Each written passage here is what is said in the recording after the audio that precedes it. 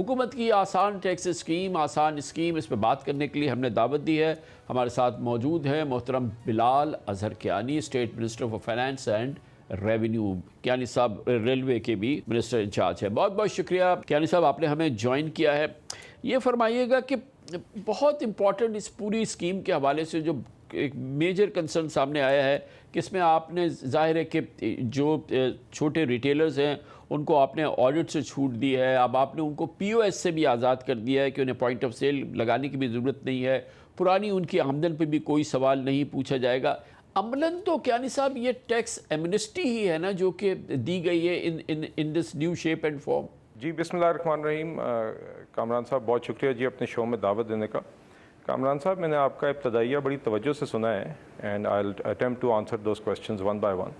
मगर जहाँ पे आपने तफसीलात और कुछ एतराज़ात का जिक्र किया है वहाँ पे साथ ही साथ ये भी ज़रूरी है कि मेरे ख्याल से मैं आपके सामने पेश कर दूँ कि इस स्कीम को कितनी ब्रॉड ओनरशिप मिली है। But one thing that has been missing from your introduction is the fact कि हमने अंजुमन ताजरान की दो मरकज़ी तंजीमों के साथ बैठ के हमने एक चीज़ तय की। उसके अलावा आपने देखा कि फॉर्मल रिटेल सेक्टर पाकिस्तान जो बिज़नेस रिटेल काउंसिल है उसने भी, और जो FPCCI की भी लीडरशिप है उसने भी अमंगस्ट अदर पीपल उन्होंने इस स्कीम का खैर मकदम किया है। So not just from just informal business community but also sections of the formal business community have also welcome this scheme.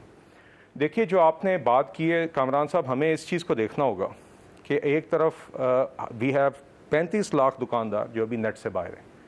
तो जब आप बात करते हैं कि इस्तिस्ना दी है तो ये तो वो दुकानदार हैं अक्सरियती जो ऑलरेडी नेट से बाहर हैं, और हमने यकीनन एक आउट ऑफ द बॉक्स एक ऐसी सोल्यूशन बैठ के मुशावरती अमल के नतीजे में हमने अंजुमन ताजरान और दुकानदार साथियों के साथ बैठ के तय की है, जिसमें हम समझते हैं कि एक वॉलंटरी बेसिस पे एट स्केल हम रजिस्ट्रेशन और टैक्स नेट में लोगों की इंक्लूजन लेके आ सकते हैं।